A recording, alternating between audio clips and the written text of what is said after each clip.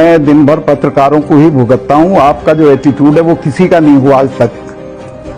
तभी शायद सर आपसे, मतलब मुझे तो जो पब्लिक के मन में वो पूछना पड़ता है सर, इसलिए मैं आपसे पूछ रहा था। बहुत सारे लोगों को लगा गवर्नर्स का भी इस तरीके का व्यवहार नहीं रहता जैसा आपका रहा। ओहो, आप ही सर आपने जब ये कहा कि इन पे बल प्रयोग मत करना, इनके साथ हिंसा मत करना, क्या बीते एक साल में कोई बल प्रयोग हुआ क्या? यहां तो लोगों को लगता है कि इन लोगों ने अराजकता की।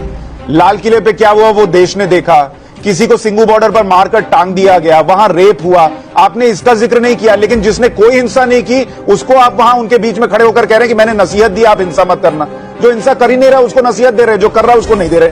आप जो कह रहे हैं वो कई लोगों को ऐसे लगा जैसे आप या तो उकसा रहे हैं या धमका रहे हैं। उस तरीके की फीलिंग आई जब आपने ये बताया कि इंदिरा गांधी कैसे डर गई थी और उनको भी मारे बिना छोड़ा नहीं। इस तरीके की चीजें जो आपने कही वो लोगों को ठीक नहीं लगी। एक तो आप कह रहे हैं और दूसरा आप जिस पद पर बैठे हैं उस पद पर बैठकर कह रहे हैं, ये लोगों को रास नहीं आया। मैंने ऐसे नहीं कहा था जैसे लोग समझ रहे हैं।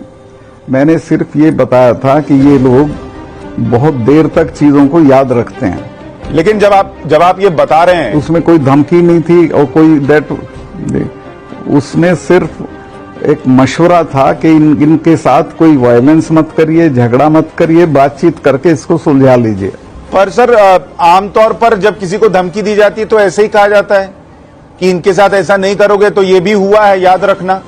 जैसे लोग कहते हैं हमारे यहाँ वीवीआईपी कल्चर में कहते हैं ना कि मैं किसका बेटा हूं, पता है ना। नहीं, उसी तरीके का भाव नजर आया आपको। वो बताने की जरूरत ही क्या थी सर? लोगों को ये लगा उसका भाव आया कहां से, उसकी जरूरत क्या थी?